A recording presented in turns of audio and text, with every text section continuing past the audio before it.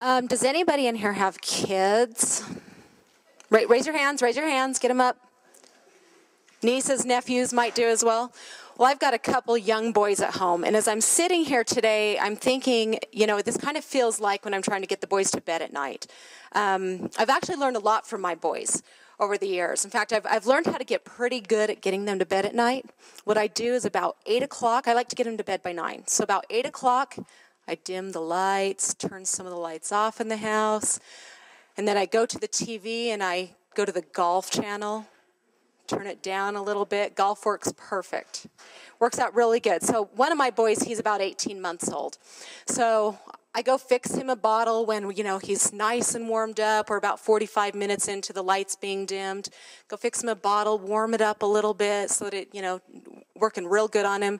Take him into the bedroom, and Dad and my 4-year-old are still in there watching golf, and we're doing real good. We're rocking on the rocking chair, and he's drinking his bottle. And then Dad blows it for me. He turns off the TV, and it gets dead silent. Boy, my little boy, he perks up his ears. Next thing you know, he's jumping out of the chair and running in there to see what's going on. So I thought what we should do here, because, you know, we've had the lights dim for how long? Over an hour. We've had a nice drone going on up here.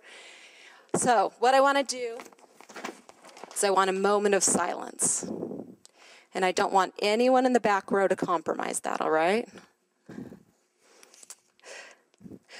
I want you to think about, during your moment of silence, which I'm going to give you here in just a moment, how many times in your, don't tell me how many years you've been here at the university, how many times in your years here have you called GCA as you're trying to close a project out, and they need to get the final bill out the door?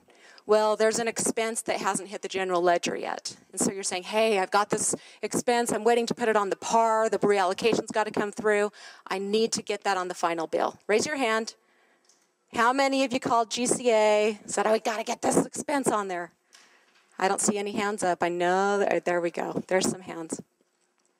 Okay, think about it for a minute.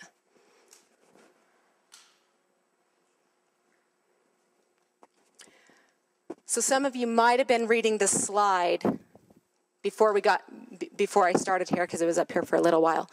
One of the critical changes coming with our implementation is that it is going to become incredibly difficult for us to put expenses on that final bill if they haven't been posted to the general ledger yet. This is going to be a significant change to our business, because all of you, or many of you, have experienced, you're trying to close out, get a final bill out, you're working closely with GCA, and you've got some expenses that just aren't posted to the general ledger yet for various reasons. So we're not going to be able to bill for those expenditures anymore. And so it is important for you to know that if we don't get those expenditures posted, we may, these expenses might have to be covered by the department or by the PI. So, of course, we want to partner with you.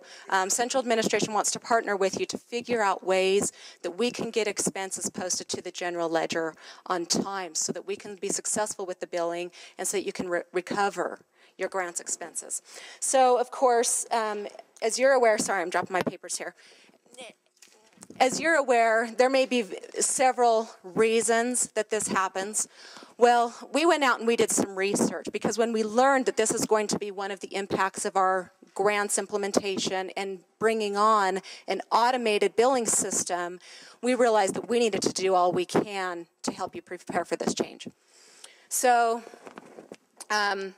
I went out and I did an analysis about a year ago, and I took a look at all of our closed projects in fiscal year 11. And I said, okay, for these projects that are closed, how many of those had expenses that hit the general ledger after the final bill was due? And what was the source of those expenses? Where are those expenses coming from? What's causing the problem the most? And of course, there were a lot of reasons, as you all know, but it's probably no surprise to any of you. The payroll shot up to the top of the list. Why is that? Any idea? Why would payroll expenses come in so late? I mean, don't payroll expenses hit the GL right when somebody's paid? Yeah, cost transfers and PARs, exactly. So we've hit it on the nail. So obviously what we're doing is we're saying, hey, Wait till the PAR comes out, which is after the end of the quarter. Take a look at your effort distribution, and hey, if something's wrong, let's change it. That initiates a payroll reallocation.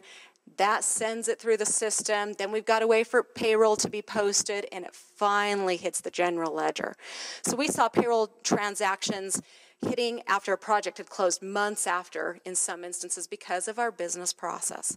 So what we've done is we knew that we couldn't do everything over the last year. We decided to focus on payroll because, number one, in terms of the number of dollars hitting late as well as the volume of transactions, payroll shot up to the top of the list.